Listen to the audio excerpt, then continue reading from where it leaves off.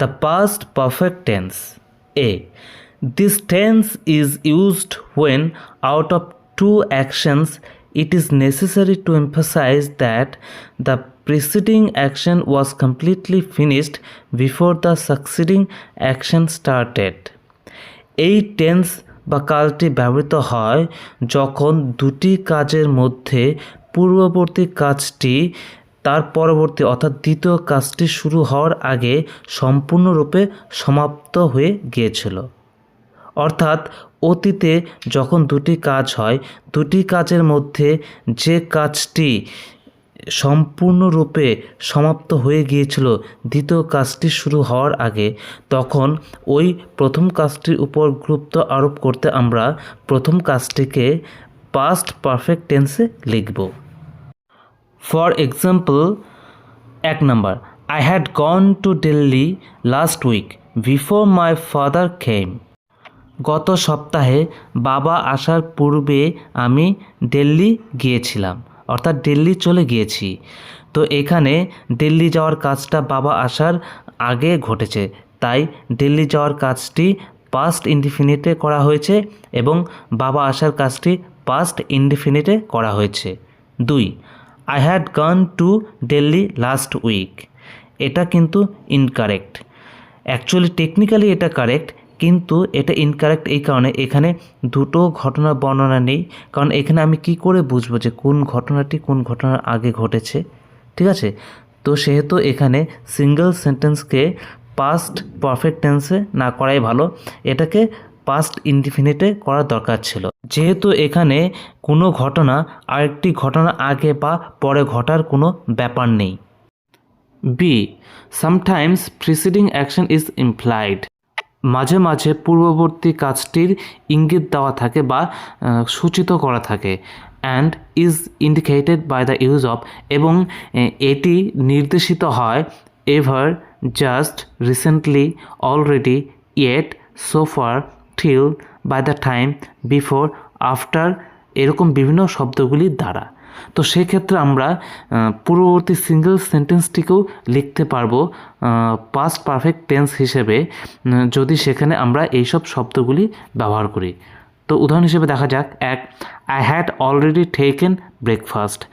এইখানে অলরেডি শব্দটা ইউজ করে পাস্ট পারফেক্ট টেন্সে লিখেছি, কারণ আমরা কোনো একটি কাজের আগে আমরা ব্রেকফাস্ট করার কাজটি শেষ করে ফেলেছি। 2. I had finished the book before he came. আমি বইটি শেষ করে ফেলেছি, অর্থাৎ পড়ে শেষ করে ফেলেছি সে আসার পূর্বে, এখানে before. 3. I had returned from college just দেন।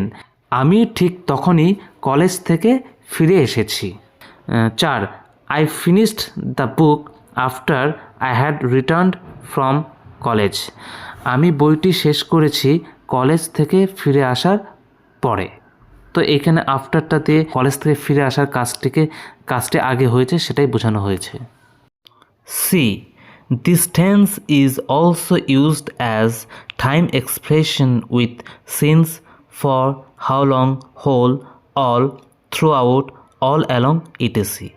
এই যে শব্দগুলো আছে since, for, how long, whole, এইসব ইত্যাদি শব্দগুলির সঙ্গে পাস্ট পারফেক্ট টেন্স ব্যবহৃত হয় কোনো একটি ঘটনা কত দিনের জন্য ঘটেছে এবং কখন থেকে কতক্ষণ পর্যন্ত ঘটেছে এরকম বোঝানোর জন্য। তো উদাহরণগুলো দেখা যাক। 1. She had known him for 2 years। তিনি তাকে 2 বছর ধরে জানতেন। 2. He had owned this plaza for 5 years। সে এই প্লাজার মালিক ছিলেন 5 বছর। আমরা এই টাইম এক্সপ্রেশন সম্পর্কে আরও ডিটেলে জানবো পারফেক্ট কন্টিনিউয়াস টেন্সে, ঠিক আছে? D number, past perfect tense used with verbs such as want, hope, expect, think, suppose, mean, intent indicate that the action mentioned did not take place. তো আমরা past perfect tense want, hope, expect ইত্যাদি এইসব ভার্বের সঙ্গে ব্যবহার করব যখন আমরা বোঝাবো যে সেই অ্যাকশনগুলো অতীতে কখনো ঘটেইনি, ঠিক আছে? ঘটতে পারতো বাট ঘটেনি। তো উদাহরণ দেখি। 1. I had wanted to help my brother. আমি আমার ভাইকে সাহায্য করতে চেয়েছিলাম কিন্তু সাহায্য করতে পারিনি। 2. I had expected to pass. মানে আমি পাস করার আশা বা প্রত্যাশা রেখেছিলাম বা প্রত্যাশা করেছিলাম কিন্তু মানে পাস করিনি। 3. My sister had hoped that I would send her money. আমার বোন আশা করেছিল যে আমি তাকে টাকা পাঠাবো কিন্তু তার সে আশা ফুলফিল হয়নি, আমি তাকে টাকা পাঠাইনি। 4. Vishal had intended to set up his own business.